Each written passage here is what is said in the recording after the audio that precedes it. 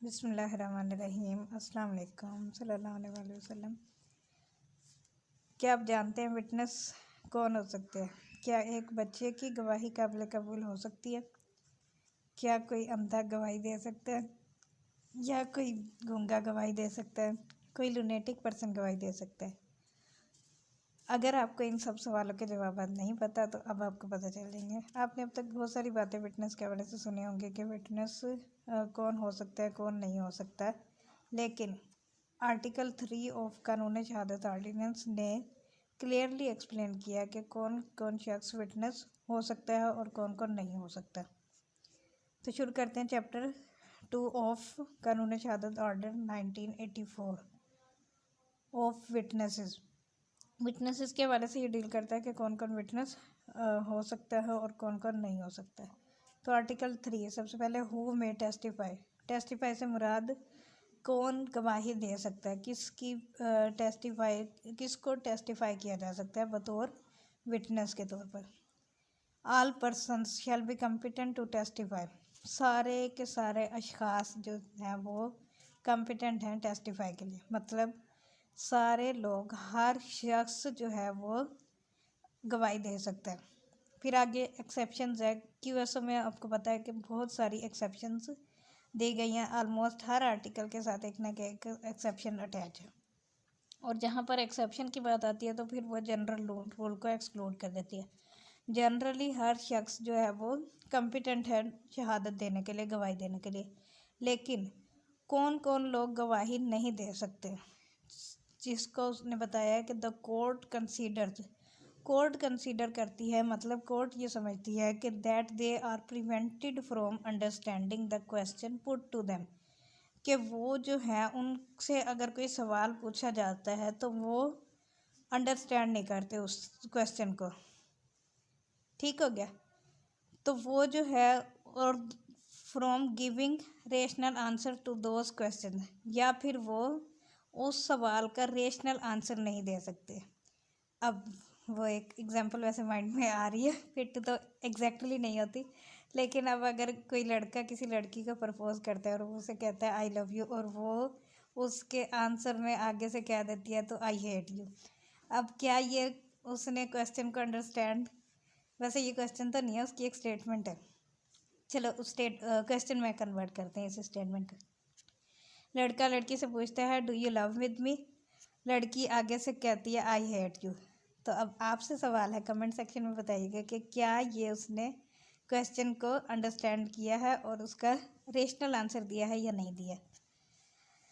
Coming towards law, अब कोई भी सवाल किसी भी विटनेस से पूछा जाता है और वो उसका रेशनल आंसर देता है तो वो क्या कहलाएगा, विटनेस हो सकता है और वो कम्पिटेंट विटनेस कहलाएगा। अगर वो क्वेश्चन को अंडरस्टैंड नहीं कर रहा और उसका रेशनल आंसर नहीं दे रहा, वो कहते हैं ना सवाल गंदम और जवाब चना, अगर सवाल गंदम पूछा गया है तो जवाब भी गंदम के हवाले से ही हो सकता है, चने के हवाले से नहीं दिया जाएगा। तो इट मीन्स कि वो रेशनल आंसर नहीं दे रहा, क्वेश्चन को अंडरस्टैंड नहीं कर रहा, तो वो विटनेस कम्पिटेंट नहीं है।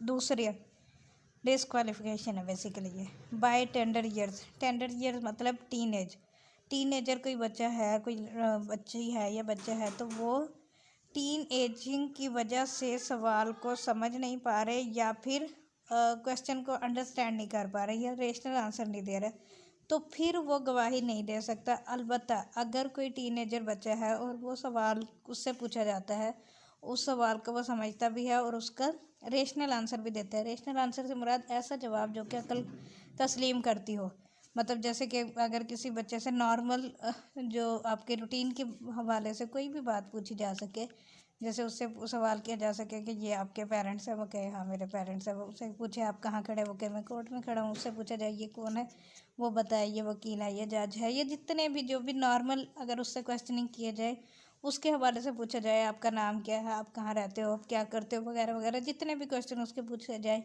वो सारे के सारे जवाब वो बिल्कुल दुरुस्त दे रहा हो, तो फिर वो बच्चा भी कम्पिटेंट विटनेस हो सकता है और उससे फिर वो जिस भी हवाले से वो गवाही देने आया है वो उसकी एविडेंशियली वैल्यू होगी और वो काबिल कबूल होगी। अगला है एक्सट्रीम ओल्ड एज। अगर कोई एक्सट्रीम ओल्ड एज की मतलब बहुत ज़्यादा बुजुर्गी में आ गया है कोई शख्स और उसको चीज़ें याद नहीं रहती या वो उसका जो अंडरस्टैंडिंग लेवल है बहुत ज़्यादा लो हो गया है, वो समझ नहीं सकता, तो फिर वो कॉम्पिटेंट विटनेस नहीं है। लेकिन अगर वो एक्सट्रीम ओल्ड एज की वजह से भी क्वेश्चन को अंडरस्टैंड कर रहा है और उसका रेशनल आंसर दे रहा है, तो वो कॉम्पिटेंट विटनेस होगा। यहाँ पर इस आर्टिकल को गलत अंडरस्टैंड किया जाता है कि जी जो टीनेज है वो गवाही नहीं दे सकता, जो ओल्ड है वो गवाही नहीं दे सकता, तो ऐसा नहीं है। वो सिर्फ तब गवाही नहीं दे सकता जब वो क्वेश्चन को अंडरस्टैंड नहीं कर रहा हो या फिर वो रेशनल आंसर ना दे रहा हो। आपने में भी देखा ऑब्जर्व किया हो कि बहुत सारे बुजुर्ग जब लोग होते हैं वो उनको समझ नहीं आती, वो उनकी मतलब वो जो कुव्वत समाअत होती है वो कम हो जाती है, इस वजह से उनको सुनाई देना कम पाता है, तो वो नहीं सुन सकते, इस वजह से बातों को अंडरस्टैंड नहीं कर पाते। लेकिन वहीं पर बहुत सारे बुजुर्ग ऐसे हैं जो कि वो बहुत ज़्यादा ओल्ड एज में होने की वजह से भी बहुत ज़्यादा एक्टिव होते हैं, वो इजीली चीज़ों को अंडरस्टैंड कर रहे होते हैं, आंसर दे रहे होते हैं, अपने तजर्बे को एक्सप्लेन कर रहे होते हैं, समझ रहे होते हैं, सब कुछ कर रहे होते हैं, तो ऐसे लोग जो है वो कॉम्पिटेंट विटनेस हो सकते हैं। नेक्स्ट डिस्क्वालिफिकेशन है डिजीज़। डिजीज़ की वजह से अगर कोई शख्स किसी बीमारी की वजह से इनकेपेबल हो गया है, उसकी मेंटल जो लेवल है वो लो हो गया है, अंडरस्टैंडिंग उसकी नहीं रही, या फिर वो रेशनल आंसर नहीं देता, वो जिसे कहते हैं ना बहकी बहकी बातें करता है, तो फिर जो है वो ऐसा शख्स भी कैपेबल नहीं है गवाही देने के। लेकिन अगर किसी डिजीज़ भी है में मुब्तला भी कोई शख्स है, मतलब उसको अल्लाह रहम करे, मतलब कोई कैंसर या ये कोविड-19 या कोई भी बीमारी है, लेकिन उस बीमारी का उसके ऊपर इतना अफेक्ट उसके माइंड के ऊपर अफेक्ट नहीं हुआ, उसका माइंड वर्क कर रहा है। बेशक अगर उसकी पूरी बॉडी पैरालाइज हो जाए लेकिन माइंड उसका एक्टिव हो, माइंड काम कर रहा हो, तो ऐसा शख्स भी गवाही दे सकता है। वेदर ऑफ बॉडी और माइंड, वो डिजीज़ या इलनेस जिस माइंड की हो या बॉडी की हो उससे फ़र्क नहीं पड़ता, लेकिन फ़र्क इससे पड़ता है कि वो सवाल को समझ रहा हो और उसका जवाब दे रहा हो और रेशनल जवाब दे रहा हो।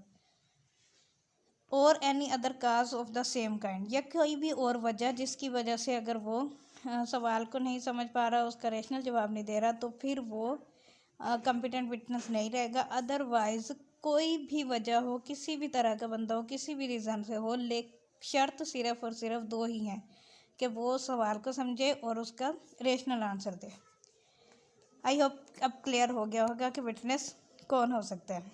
आगे है प्रोवाइडेड। प्रोविज़ो जो है वो भी जनरल रूल की एक तरह से एक्सेप्शन होती है, लेकिन लिमिटेड एक्सेप्शन होती है। Provided that a person shall not be competent to testify.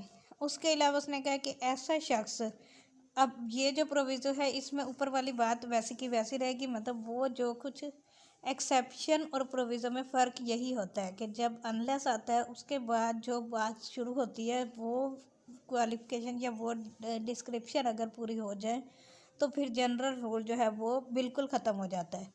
मतलब ये कि अब अगर कोई वो डिजीज़ या एक्सट्रीम ओल्ड एज या टेंडर एज की वजह से अगर कोई रेशनल आंसर नहीं दे पा रहा, तो फिर वो जो पहले वाली लाइन थी all person shall be competent to testify, तो फिर वो उस आल पर्सन की डेफिनेशन से निकल जाएगा और फिर वो एक्सेप्शन में फॉल कर जाएगा। लेकिन जो प्रोविज़ो होती है, प्रोविज़ो में वो ऊपर वाली बात सेम टू सेम रहती है, लेकिन अगर ये वाली क्वालिफिकेशन पूरी हो जाए तो फिर वो अप्लाई नहीं होगा। जैसे कि a person shall not be competent to testify, अब वो पर्सन जो कि ऊपर वाले उसमें फॉल नहीं कर रहा, मतलब वो क्वेश्चन को अंडरस्टैंड कर रहा है लेकिन और रेशनल आंसर भी दे रहा है, लेकिन फिर भी वो कम्पिटेंट नहीं है टेस्टिफाई के लिए। क्यों? If he has been convicted by a court for perjury और गिविंग फॉल्स एविडेंस, कि या तो उसे कोर्ट ने कन्विक्ट किया है, क्यों कन्विक्ट किया है? परजरी या फॉल्स एविडेंस की वजह से, मतलब झूठी गवाही देने के जुर्म में वो सज़ा याफ्ता है, तो ऐसा बंदा चाहे वो क्वेश्चन को अंडरस्टैंड कर रहा हो, चाहे वो रेशनल आंसर दे रहा हो, तो वो गवाही नहीं दे सकता, क्योंकि एक दफ़ा का झूठा हमेशा का झूठा तस्वर किया जाता है। ये एक प्रिजम्पशन है जो कि होनी नहीं चाहिए। क्यों नहीं होनी चाहिए? उसकी आगे वजह दे दी है उसने। ये जो ऊपर वाली प्रोविज़ो है ये उसकी प्रोविज़ो है। Provided further that the provision of the first proviso, जो पहले अभी प्रोविज़ो बताइएगा कि अगर कोई फॉल्स एविडेंस या परजरी में कन्विक्ट हो जाता है तो फिर उसके ऊपर वो गवाही नहीं दे सकता। लेकिन उसकी मज़ीद परिभाषा बताई गई है कि shall not to apply to a person about whom the court is satisfied that he has repented thereafter and mended his way, कि उसे अपने किए पर पछतावा है और उसने अपना रास्ता बदल लिया है। मतलब यह है कि उसने तौबा कर लिया, अब वो सुधर गया, अब उसने कहा कि मैं झूठ नहीं बोलूँगा, हमेशा सच बोलूँगा और हमेशा सच्ची गवाही दूंगा। तो ऐसा शख्स जो है वो कॉम्पिटेंट विटनेस होगा। Next, provided further that the court shall determine the competence of a witness in accordance with the qualifications prescribed by the injunctions of Islam as laid down in the Holy Quran and Sunnah for a witness, and where such witness is not forthcoming, the court may take the evidence of a witness who may be available. अब मज़ीद एक और proviso add की गई है कि court जो है वो ऐसे विटनेस को कॉम्पिटेंट करार देगी जो कि इस्लामिक इंजंक्शंस के मुताबिक अमल करता हो।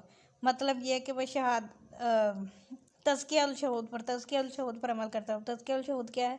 इसमें लफ्ज़ तज़किया उल शहूद मौजूद नहीं है, लेकिन हदूद ला में है तज़किया उल शहूद, जो कि कुरान और सुन्नत के मुताबिक विटनेस की क्वालिफ़िकेशन है। वो ये कहता है कि अगर किसी शख्स ने कबीरा गुनाह ना किया हो, कभी झूठ ना बोला हो उसने, और वो कुरान और सुन्नत के ऊपर मुकम्मल पाबंदी करता हो, मतलब मुत्तकी शख्स जिसे मोमिन कहते हैं वो हो, तो ऐसा शख्स की गवाही काबिल कबूल होगी और कोर्ट जो है वो ऐसे शख्स के अलावा किसी की भी गवाही नहीं लेगी। लेकिन साथ ही फिर एक और बात भी कह दी गई, where such witness is not forthcoming, कि अगर जैसे कि आज के ज़माने में ऐसा शख्स मुश्किल से ही कोई हो, में भी हो भी, लेकिन अगर ऐसा शख्स नहीं मिलता कोर्ट को, तो फिर कोर्ट जो है वो किसी की भी गवाही ले लेगी जो कि अवेलेबल होगा। लेकिन वो ऊपर वाली जितनी भी बातें की गई हैं उनके ऊपर, उन कंडीशंस के ऊपर फुलफिल करता हो। लास्ट एक्सप्लेनेशन इसकी, a lunatic is not incompetent to testify. A lunatic जो है वो इनकम्पिटेंट नहीं है गवाही देने के लिए, unless he is prevented by his lunacy from understanding the question put to him and giving rational answer to them। अब लुनेटिक कौन होता है? वो ऐसा शख्स होता है, ये लुनेंसी भी एक टाइप की बीमारी होती है जिसमें वो कभी बिल्कुल ठीक हो जाता है और कभी वो थोड़ा सा पागल मतलब मेंटल हो जाता है कि उसकी समझने की सलाहियत ख़त्म हो जाती है। तो जिस टाइम पर वो ठीक होगा वो सवाल समझ सकता होगा, उसका रेशनल आंसर दे सकता होगा। तो ऐसी सिचुएशन में जो लुनेटिक भी एविडेंस दे सकता है, कॉम्पिटेंट विटनेस हो सकता है। ठीक हो गया। बाकी आगे नेक्स्ट आर्टिकल 4 फर्दर लेक्चर में डिस्कस करेंगे इंशाल्लाह। Thank you so much for listening.